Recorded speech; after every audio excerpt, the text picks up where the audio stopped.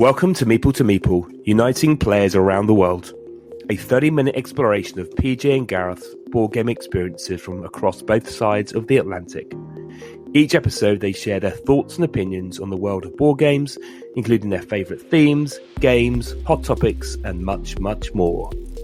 Hey, y'all, and welcome to episode 31. I am PJ. And I'm Gareth. And today, on your marks, get set, go. Board games in focus, racing games. So, Gareth, Formula One, right? You were watching racing back today? Back in the world of F1. So I'm a massive F1 fan. So we've been waiting for this day for about 4 months. So it was race 1 in Bahrain. The world is back to normal. The weekends are wasted. Friday's practice, Saturday qualifying, Sunday race day. We're going to Silverstone this year. We're sitting in a grandstand. It's going to be epic. Excellent. So what better choice in racing games? Absolutely. Let me ask you a question. Is NASCAR popular at all in the UK? I think if you're really into your racing, possibly. But it's really, it's F1. So F2, that's what I grew up cars. watching was NASCAR, being from the southern part of the US, and that's where it's just wildly popular. Not one of my favorite things to watch, but but F1's growing massively in the US. Yeah, it really is popular. So. Got Vegas back end of the year this year. That's being built currently. Cool. So anyway, well, let's talk about racing games. So I thought I'd start with a game I played today because we were getting ourselves post-gaming, keeping ourselves in the mood of board games. So we played Downforce. Downforce. Such a good game. You got it? Yeah. Oh, yeah. There we go. So you do love your motorsports. I mean, a little bit. 2017, Wolfgang Kramer. Yeah. That's a great game. It's nice and simple. For those who haven't played it, basically 6 racing cars. There's the game comes with a double-sided map. There are 2 expansions with, I guess, 4 more maps included. And really, you've got a deck of cards evenly distributed. On the card, it's got 1 to 6 cards on it with the colours, and you play a card and you move whichever cars are on the track. But you're you're buying the card, you're bidding for the car at the beginning, which is going to cost you money at the end of the game. You're then betting on the car between 3 times on the racetrack. You haven't got to be your car to win. It could be somebody else's because you may have the cards to help cross the line. And then wherever your cars finish. And it's very simple. It is very engaging for non-gamers and gamers alike. Yes. Just a really nice racing game. I think the appeal of this game is that there's like different modes, right? So like you can take out the auctioning at the beginning if you have younger children, right? Oh yeah. And with our nephew who's almost 3, this is a game we're looking forward to once he's able to, colors and numbers. And it's great for that, just teaching that and having fun, pushing the cars around. And if you don't, I don't know how it is in your house, but I imagine it is when you're playing Downforce or any auto racing game, when you're pushing the car on the board, if you do not make the auto sound, vroom, or something, you lose a turn. You lose a turn. Yeah. I know this game is something that's called Doofus because the game is about being a bit of a annoying player by blocking people on the track. It's not really a racing game. It's actually how do I avoid or block everybody else so that my car gets ahead. So it can cause some frustration with people thinking it's just put car down race when you've sat on a corner and it's got no way to get past, and people get blocked as your car or somebody's car races ahead. So it has got a bit of I guess player conflict in the instance of just blocking players so they can't get around the track. So it's more that than probably a racing game fully. Right. No, that's definitely one of the worst things about these racing games, particularly Downforce, when, just the way the cars run, because like you have to move when you play the card, you have to move them in the order from top to bottom. Mm-hmm. And if the red one is at the top, but it's in the back and it can't go because the cars are in front of, I mean, I recall there are times where I can play a card and then not do anything. Yeah, yeah. right? Because the lead car isn't on that card, and it's like, well, or the lead car is blocking everybody, and nobody else moves. Exactly. And when you're bidding for the cars at the beginning, you also get a power up, which lets you do certain things, extra steps, things like that. But yeah, it's not an entry level, but a really good, just standard racing game. I would recommend Downforce. That's good. From my perspective. I agree. No, Downforce is it's a solid game design. I want to get more racetracks. I know he's got, they made we multiple tried, boards. We were playing, I don't know what it's called now, I've forgotten which, but it's one side of the map has got intersections. So you race across the track, go round the back and come across the other side. Kind of like a figure eight? Yeah, and you end up basically blocking people coming the other way. And on the other side is more of like a desert track where there's subsections you can't stop on, but you can use them for maneuvering. So they're really tight tracks, but you can basically push people to go around you. So yeah, really nice. I think the other two have got jumps. I think animals, like in the safari, in a safari or something. Something like, where they're but there's crossing definitely ramps to jump. Yes. Yeah. So that's on my list to do. What other games? So obviously, when we talk about racing, I guess it hasn't got to be just necessary cars. Right. So if you're not into cars, what racing game would you pick? Camel Up. If it's not cars, it's our four-legged friends with humps. This game, okay, so 2018, Stefan Bogan. Man, this game surprised me when the first time I played it, right? I was like, oh my God, this is so good. I mean, you're betting again, but you're manipulating them, and the camels stack on top of each other. And, chaos. It's so good. It's complete chaos. And you have one camel that goes the opposite direction of all the other. Oh man, it's so good. That game is just hilarious, nonstop fun. I love it. So I think that's the three-dimensional pyramid. Yeah, it's pretty cool. Yeah. So again, that game, I guess it's that betting element. It does feel more chaotic than Downforce. We had the original version, which I think didn't have the ones that go the opposite way. Right. But I mean, it's wooden components versus more of a plastic one. But the game itself, an absolute blast. Again, end of night or end of gaming evening, a game of Camel Up. Or sometimes called Camel Cup by some people, but that's a debate in its own right, isn't it? Right. Yep. Let's not get into that. But so on Camel Up. It's just a really good laugh. Just sitting with friends. Again, you can be reasonably, in terms of moving them along, which one you're going to move and who's going to move where.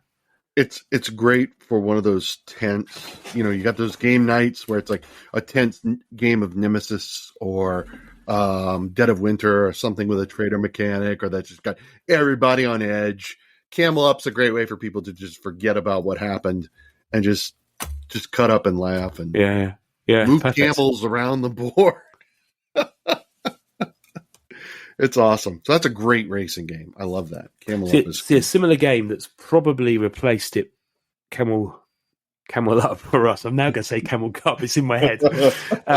Has been Long Shot. Have you played Long Shot? No, I haven't. But I know a lot of people have been talking about it and playing it recently. I haven't experienced it yet. It's a roll and write, but with a board. It's not. Yeah. So you roll the dice. You're ticking off things. You can basically move the horses around the track, and so but again you're betting on which is going to finish first, second, third. But again, you can it's got like an element of bingo. 4 different horses selected gives you bonus points, bonus coins. Plays up to 8 players. Small form box. So again, we played that a lot. I think we picked it up when we were in America. We picked it up. We picked up the Barnes and Noble, who had their own copy with some extra cards in it. It was a Kickstarter, I think, released about then at the same time. Then managed to get the Kickstarter version in the Games Expo, which had extra bits in it. So I have the complete copy with all the extra cards. Nice, which is nice. But again, that's just a fun game. Horses racing round, rolling dice, and it's pretty quick. because everyone's having a go at the same time. So I got to ask about your last trip to the United States. Did you do anything other than shop for board games? Because you always tell a story about, I picked this up at Barnes & Noble. I picked this up at Target. I picked it up when I was in New York.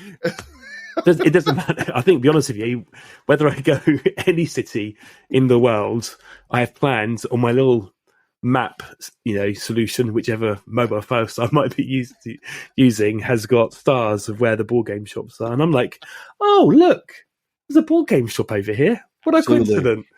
And in we go. And then we will always, it'd be rude not to buy a game, wouldn't it, in another city, another country. I suppose that's true. Yes, absolutely. So I think there's a few things in New York we picked up. But yes, we did do lots of sightseeing and eating and seeing friends. And then that's it. So my next question to you, I know we're talking about racing games, but a little off topic for a moment. You just brought up Games Expo. I've been thinking about how the season of game conventions kind of has started off. Tantrum Con was in North Carolina a week or two ago. There was something. Got Aircon starting next weekend. Next weekend, which is what that was my question to you is, will you be going to Aircon at all, even for a day or anything? It's a 4-hour drive. Okay. Maybe 4.5. What's stopping you? I don't see a problem. I don't actually know. 4 hours? It's quite a long drive for a day. You stay overnight and then you come home the next day. It's fine. I'm just looking at my diary. In fact, I've got Friday off work. It's my anniversary with Carrie. So, happy anniversary! Well, isn't she going to be lucky? We haven't got anything planned, and now we have. I should go and let her know. In fact, she can listen to this on Tuesday, and then she can hear what her anniversary surprise is. Oh, that's great. Carrie, surprise, happy anniversary. You're going to go to Aircon. Yeah. What a perfect ending. There we go. The 4-hour drive, make sure you give her flowers, though. Don't make Aircon the only surprise, right? Well, I'm sure I could find a ball game that would be suitable. Oh, yeah. No, farming. That may well end in a farming game in space. A farming game in space. So, wouldn't that be Terraforming Mars? No, it hasn't got animals. But maybe it does. Maybe there needs to be a farming game in space. Well, yeah. Kind of like The Martian. Like he's farming potatoes. Right, he does. Yeah. I think I've just created Carrie's perfect game. There you go. Anyway, we've digressed onto, but yeah, we're not going. But I do wish I was, and if I do happen to now get away with that fantastic idea, so thank you for the suggestion. Absolutely. So the race to the next game. How you like that segue? The race to the next game. What are you going to go for? So I want to talk about Mississippi Queen. Tell me more. Never heard of it. I've mentioned it a little bit. It came out, or I guess it came out a second edition in 2019 by Werner Hodel or Hodel. Okay, this game is really cool. We played it at Gen Con in the games library, and Katie and I just fell in love, right? So it's river paddle boats along the Mississippi River, like in the 19th century, 1800s.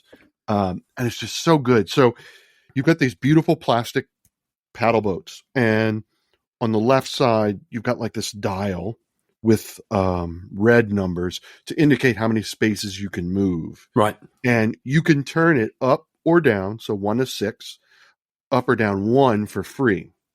If you want to do it again, you have the right wheel, which has black numbers, which represents your coal supply. So if I'm at a 2, which means I can move 2 hexes forward, but I really want to move 3 to get ahead of you. If I want to turn it to the 3 because I'm only going, I can only do 1, then I have to dial down the coal. If you run out of coal, you can only move 1 hex until you stop at like a little dock to refill your coal if they show up. Because it's one of those where you put new tiles out as the game goes on, so you can't see the route of the river ahead of you, which is that's really cool. But you have to stop and pick up 2 passengers along the way, and at the end you have to drop them off. But if you're going to stop at a dock to pick up passengers, you have to stop You can't like if you're going. You can't slide in, grab them, and keep on. If you're red rolling. If you're at 3 and you're 3 hexes away and you stop, that doesn't count. Your paddle has to be on a 1 because you have to be going slow enough to stop at the dock to allow the passengers to get on board. So there's a little bit of a timing issue. And so, yes, we're racing, but we're also racing to pick up passengers as they're revealed in the course of the game. It's so good. And you roll a die, and the direction of the arrow will tell you where to put the next tile, left, straight, or right. Nice. So it's basically building the course as well as you go. Yes, exactly. And what's it called again? Mississippi Queen. So good. And not just because I grew up along the Mississippi River and grew up with paddle boats, in New Orleans and whatnot, but it's just such a good game. Like we played it with our gaming group when we finally got a copy. And like we're all standing up with our hands on our hips, looking at the map. Like it got really tense. And it was like, this is like a little paddle boat racing game, right? But no, all these grown men were like, "Oh, gotta map it out." And how close is it? What do you mean? In terms of finishing, do you generally stay quite close together, or is there pretty much? So inevitably, what happens is one person gets ahead. And again, you have to pick up 2 passengers. So whoever picks up 2 passengers first is then they're focused on running, right? But you got to go around islands and sandbars that slow you down. So you've got to be really cautious too. So if you get too far ahead, you can get yourself into trouble. Mm-hmm. So the thing about like Downforce, but that game, because there's 3 ways to earn cash or lose money, or you can buy the cheapest cars. You can actually not even try to win. You can just try to bet on the right cars. It's not necessary at the race, but you still end up some cars coming quite late. Mm-hmm. So the game can be finished with 1 car, but could you still playing cards right till the end? Right. It isn't that there's just 1 winner and it stays going. And Mississippi Queen plays up to 6. Okay. So so unlike Downforce, where you're just playing cards and you move cars that maybe aren't your car that you bought in the auction, Mississippi Queen, it's your paddle boat. You're trying to navigate your boat for the win, and it's pretty cool. Yeah, it's a very cool game. That sounds cool. Very cool. It's an interesting concept too, and the components are really nice. Yeah, it's not a theme you see. No, not at all. And it was really surprising. So that is Mississippi Queen. Mississippi Queen. So y'all get on that paddle boat, and go down the Mississippi River, and you win that race. You hear me? So sticking to things racing along, I'll go for Flamme Rouge next. Ooh. Have you played Flamme Rouge? I have not. I want to so much. So we've gone obviously it's a cycling game. Yes. Okay, so we did automobiles, then we did camels, then paddle boats, and now bicycles. Oh, horses. We did horses. We did horses, yes. And I love it. I love this. This is great. So Flamme Rouge. Mississippi Queen. I'm just remembering these games. Yeah, so I've gone for Flamme Rouge next, which I'm also a cyclist. So theme-wise, I love Flamme Rouge. Again, loads of track pieces. You build a track a bit like a Skeletrix at the beginning, so you kind of got that whole just build the track as a group. Okay. And then you got 2 cyclists, a sprinter and a roller. So one is very good at quick dashes, the other one is just consistent. Set of cards, use the card once, job done. So a bit like Downforce, but the card is only for either the sprinter or the roller. And you just got you cycle. I think you have 4 cards in your hand. You pick one, discard the 3, then you draw back up. So you're cycling through the deck quite rapidly. But of course, you might have a number between, let's say, 3 and 5 or 3 and 6. So you may not have the card you need for that turn. You can get drafted by sitting behind the peloton group. There's uphills, there's downhills, there's chicanes, there's expansions with the weather. It's brilliant. I've seen people build really nice component courses that are actually out of polystyrene that look amazing. So that's Flame Rouge, and then obviously more recently, the same designer has created Heat Pedal to the Metal, which was a massive hit last year. I think it's available. I'm not sure the second print run's landed in the UK yet, but certainly very similar mechanics. Now I haven't bought Heat, but I wish I could. But we played it. I can't remember where we played it. We played it somewhere, and the carry was like it's too much like Flame Rouge because it's very similar to cycling cars.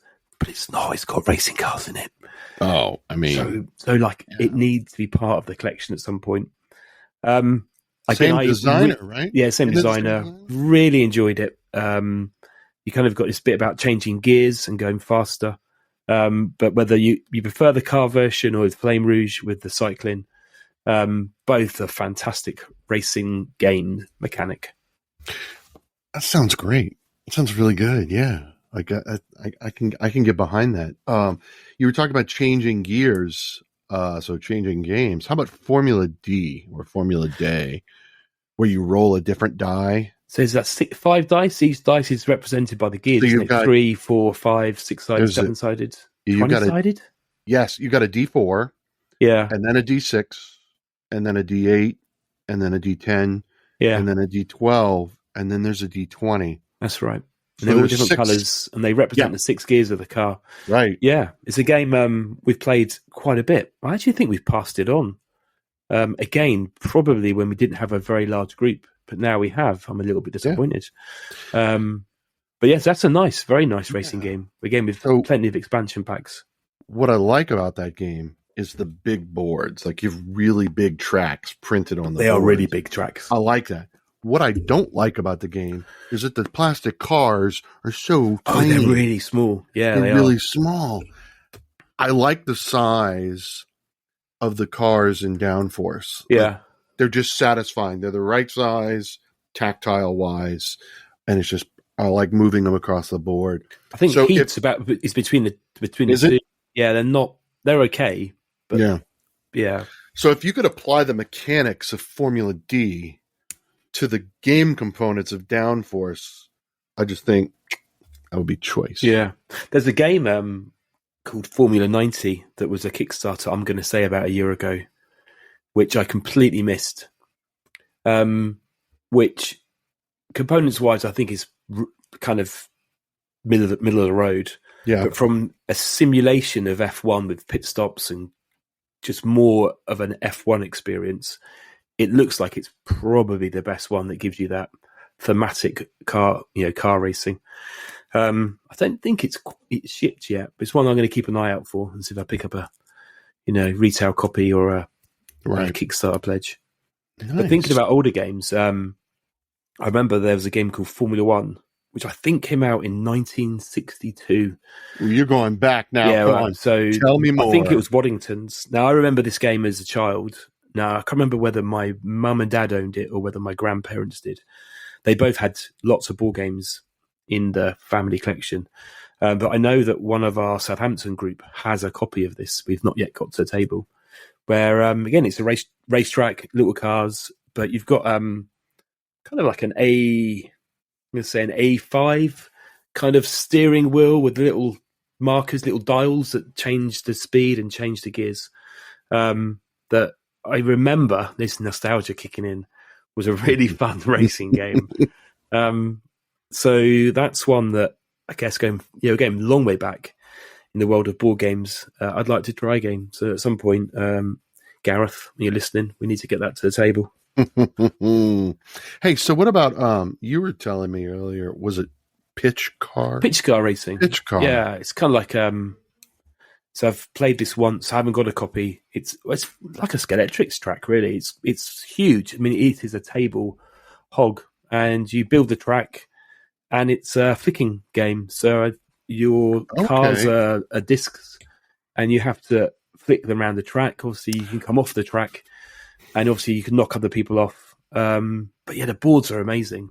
Oh my gosh, I think they're quite expensive. I'm looking at images right now, and I'm like, man, these are huge. Yeah, huge. Pitch car racer. So yeah, somebody brought one to a games expo that we were at, and it was set up. But again, everyone's standing up around the table. There's no chairs involved.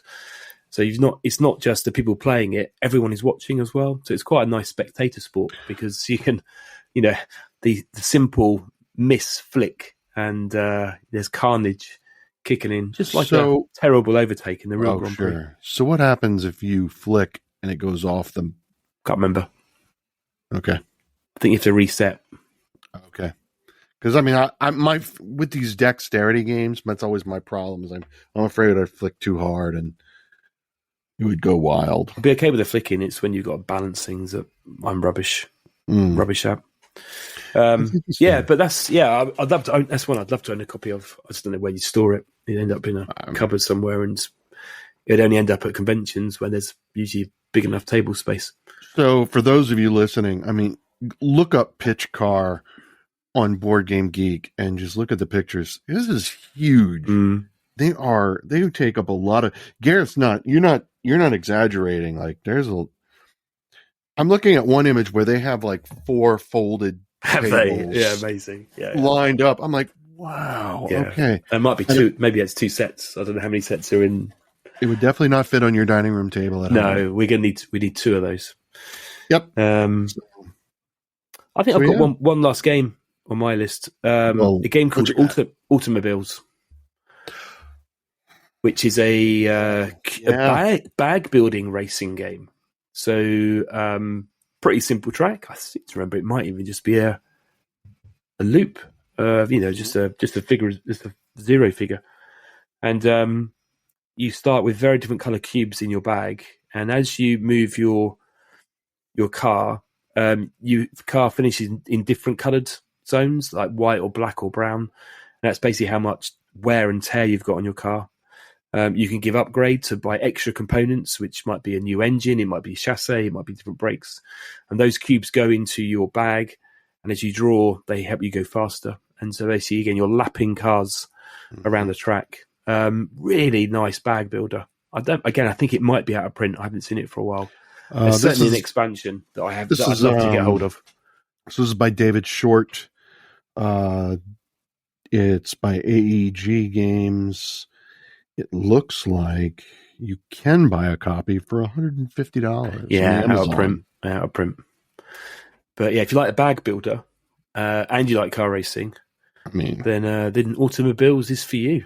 Who doesn't like a good bag builder? I know. Right? It's the best of both worlds. So I guess what makes a good racing game, from everything we've said today, there's this random element that in some games you don't tolerate, but with a racing game, as long as you can mitigate, there's always a bit of luck and planning.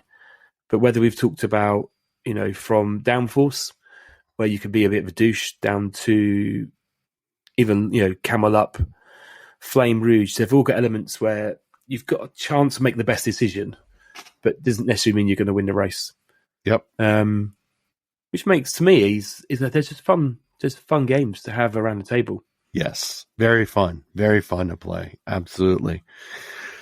So I guess it's time for our little land yap at the end, right? What have you got this week? So I want to tell you a quick story. There's a game that's coming out by Samuel Barmettler. It was kickstarted last year. Should be shipping this summer, and it's called Outrun the Bear. Outrun the Bear. Tell me more. So Katie and I got an opportunity to play test this at Gen Con at the Double Exposure playtest hall. And this was great. This was a fun game. And you want to talk about you can't take yourself seriously. So the idea is that you are a bunch of hikers in the woods, and there's a giant hungry bear. And the bear just moves forward, and you're trying to run to the parking lot at the end of the route. And you have like a series of cards in your hand that might be like, eat an energy bar and you can move 2 spaces forward, or that'll help you, give you an advantage, or you can trip your opponents, right?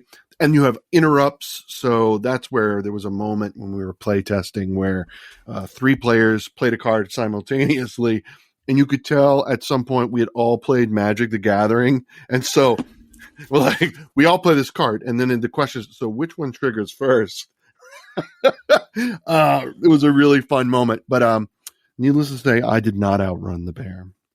But Katie did. So I got that going for me when I started playing it. Does it maul you and it's all over? Yeah. I mean, it eats you and you're out of the game and you move on.